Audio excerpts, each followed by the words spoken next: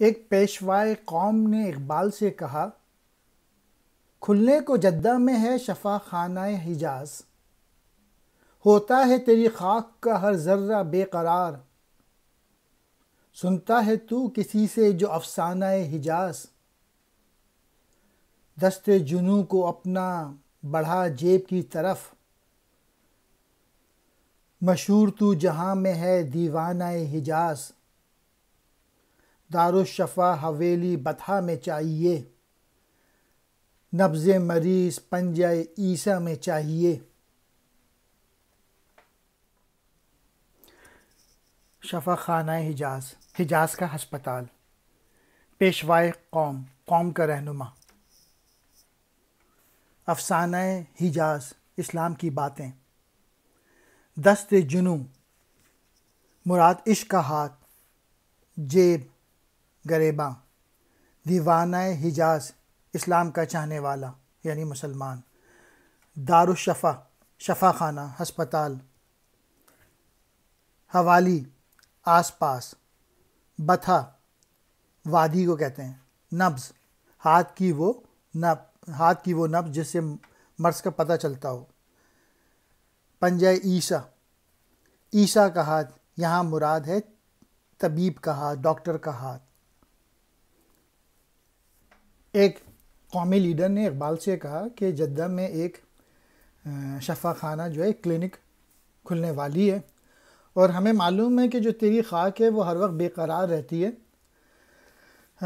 مسلمانوں کے لیے، اور اب جو تیرا عشق ہے ذرا اس کو عمل کر کے دکھا اور اپنی جیب کی طرف ہاتھ بڑھا اور تو کچھ چندہ دے، کیونکہ مشہور ہے کہ تو دیوانہ ہے حجاز کا۔ وہاں پہ ایک کلینک چاہیے اس وادی میں، تاکہ جو مریض ہوں وہاں پہ صحت یاب ہو سکیں۔ میں نے کہا کہ موت کے پردے میں ہے حیات، پوشیدہ جس طرح ہو حقیقت مجاز میں، تلخبائے اجل میں جو عاشق کو مل گیا، پایا نہ خضر نے میں عمر دراز میں۔ اوروں کو دیں حضور یہ پیغام زندگی، میں موت ڈھونڈتا ہوں زمین حجاز میں۔ آئے ہیں آپ لے کے شفا کا پیام کیا، رکھتے ہیں اہل درد مسیحا سے کام کیا۔ اقبال نے اس پیشوا کی بات سن کے اس کو جواب دیا کہ جس شے کو تو موت کہہ رہا ہے وہ بیسیکلی زندگی کا ایک ایسا رخ ہے کہ جو کہ سب کو آنی ہے۔ ایک سچے عاشق کو فنا میں جو لطف حاصل ہوتا ہے وہ حضرت خضر علیہ السلام کو طویل عمر میں بھی حاصل نہیں۔ سو جناب زندگی کا یہ پیغام جو ہے یہ دوسروں کو دیں۔ میں تو حجاز میں جا کے خود موت کی تمنا کرتا ہوں۔